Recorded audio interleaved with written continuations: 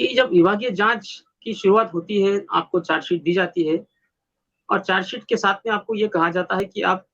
10 दिनों के अंदर या फिर व्हाटएवर पीरियड जिसका जिक्र किया जाता है स्पेसिफिकली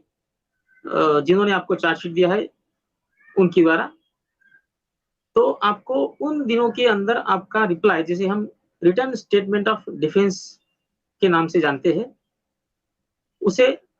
दाखिल करना होता है। आप उस माध्यम से आप चार्जेस, आपके खिलाफ में जो आरोप तय किए गए उन्हें आप नकार सकते हैं, आप उन्हें कबूल भी कर सकते हैं, या आप आरोपों को नकारते हुए जो सत्य परिस्थिति है वह परिस्थिति आप आपके रिप्लाई के माध्यम से अथॉरिटी के सामने रख सकते हैं, ताकि अथॉरिटी को भी ये समझ सके कि इसमें कुछ गलत काम नहीं किया गया है और ये मिसकंडक्ट के दायरे में आने वाली बात नहीं है। तो उसी स्टेज पर आपका रिप्लाई प्राप्त होने के बाद में, आपका रिप्लाई अगर सेटिस्फैक्टरी है, सत्य परिस्थिति का अवलोकन होने के बाद में अगर अथॉरिटी को लगता है कि इसमें इंक्वायरी या जांच लेने की कोई आवश्यकता नहीं है क्योंकि इसमें कुछ गलत काम नहीं हुआ है, यानी कि आपका रिप्लाई उसको सेटिस्फैक्टरी लगता है, या फिर आपने सिंप्लिसिटर जो है, आरोप जो आपके ऊपर तय किए गए उन आरोपों को आपने मान लिया है। अब जब आपने आरोप मान ही लिए हैं तो ऐसे भी हालात में जो है इंक्वायरी लेकर उन आरोपों को सिद्ध करने की कोई आवश्यकता नहीं होती है, क्योंकि कानून के अनुसार जो आरोप आपने कबूल किए हो उनकी आधार के ऊपर भी आपको शिक्षा देने का प्रावधान किया गया है। तो जैसे क्रिमिनल ट्रायल में एक आरोपी अपना कन्फेशन करता है कि मैंने ये गुनाह किया है, तो मजिस्ट्रेट या कोर्ट जिनके सामने ये ट्रायल चल रहा हो वह उस कन्फेशन के आधार के ऊपर ही उसको सजा दे सकता है। सिमिलरली आप विभागीय जांच में भी जो है, अगर आप कन्फेस करते हो तब भी जो है इंक्वायरी लेने की कोई आवश्यकता या गुंजाइश नहीं होती है। तो ये सब कब होगा? यह आपका रिप्लाई प्राप्त होने के बाद में होगा, यानी कि उस अथॉरिटी को जिन्होंने आपको चार्जशीट दिया है, मेमोरेंडम दिया है, उन्हें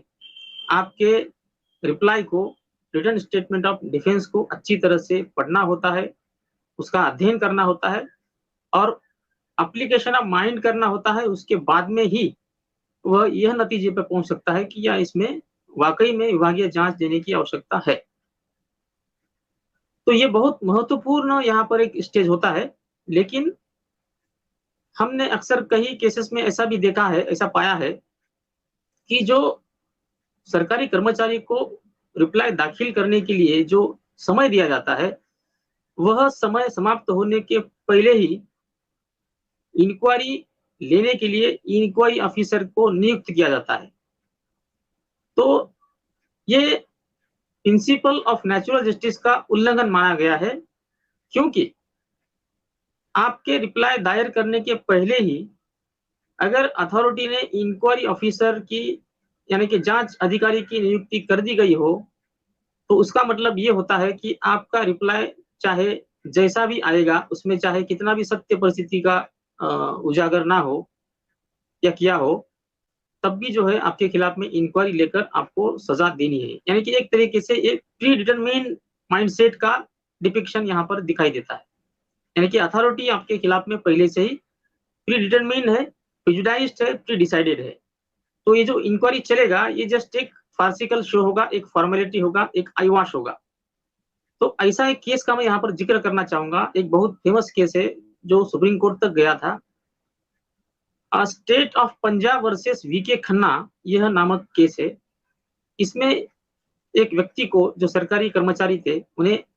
चार्जशीट दिया गया।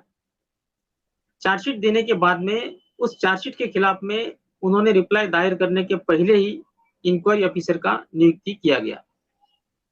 उन्होंने उस इंक्वायरी को चैलेंज किया कोर्ट में जाकर के।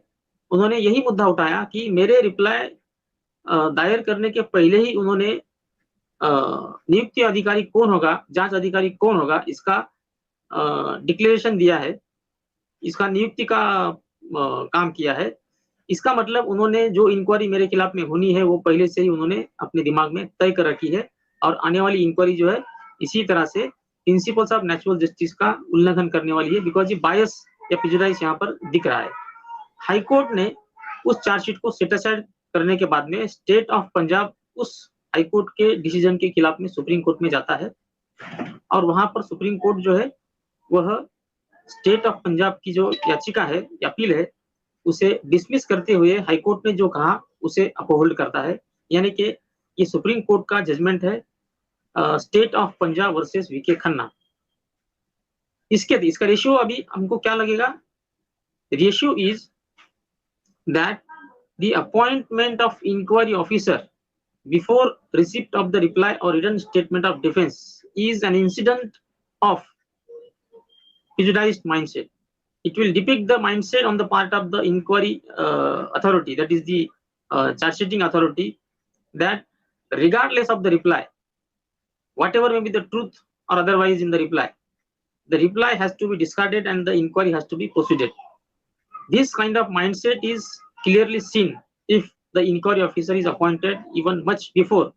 the reply to the charge sheet is submitted or the time given for filing reply is not over. तो ये एक बहुत महत्वपूर्ण बात